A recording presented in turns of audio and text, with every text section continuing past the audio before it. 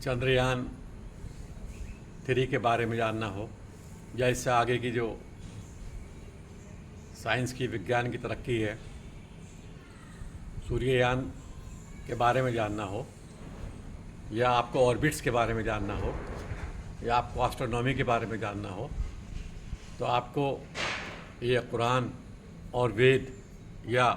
वेद के तो मुझे पूरे सही से याद नहीं कौन कौन से सूत्रों में ये बात बताई गई है, लेकिन कुरान की मैं बताता हूँ आपको। सूरह रहमान की आप आयत पढ़ें 34, 35, 36, आपको देखेंगे उसमें कि आपको मिलेगा जिसमें बताया कि एक्स्ट्रा फोर्स, यानी कि जो अपोलो में, जो चंद्रयान में एक्स्ट्रा फ्यूल जो लगता है, जो कॉमन फ्यूल से अलग होता है, उसके ज़रिए चांद पे पहुंचा जाता है। और चांद पे पहुंचना भी साउथ पोल पे, जहां पर भारत के अलावा कोई विश्व में कोई देश पहुंच नहीं पाया। तो हम हर बात को जब बताते हैं, कुरान में है, वेदों में है, या हमारे भागवत गीता में है, जब हम ये देखते हैं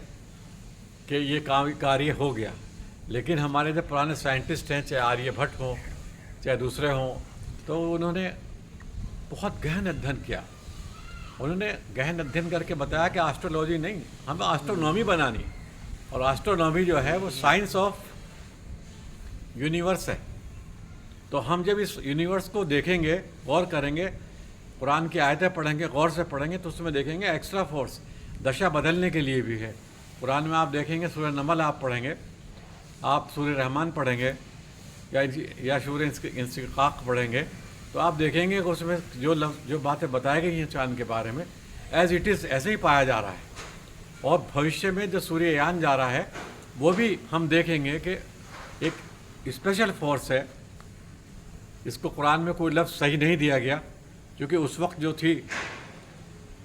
कोई ऐसी साइंस नहीं थी, लेकिन अगर हम इनको गौर से पढ़ेंगे, जोड़ेंगे, देखेंगे, यानी कि कुरान को scientific aptitude, scientific attitude, scientific mind से पढ़ेंगे, तो हम देखेंगे कि हमारे पास में बहुत कुछ हमें मिलेगा। मैं तो यहाँ तक समझा हूँ कि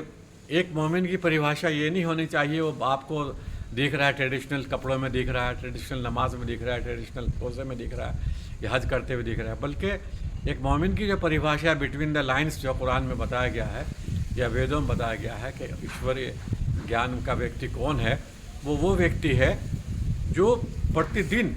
इस प्रकृति से कुछ ना कुछ नया डिस्कवर करता है। और रसूल पाक सल्लल्लाहु अलैहि वसल्लम ने फरमाया कि अगर मैंने कोई नया डिस्कवर नहीं किया, कोई नई चीज़ मैंने नहीं जानी, तो उस दिन को मैंने वेस्ट किया।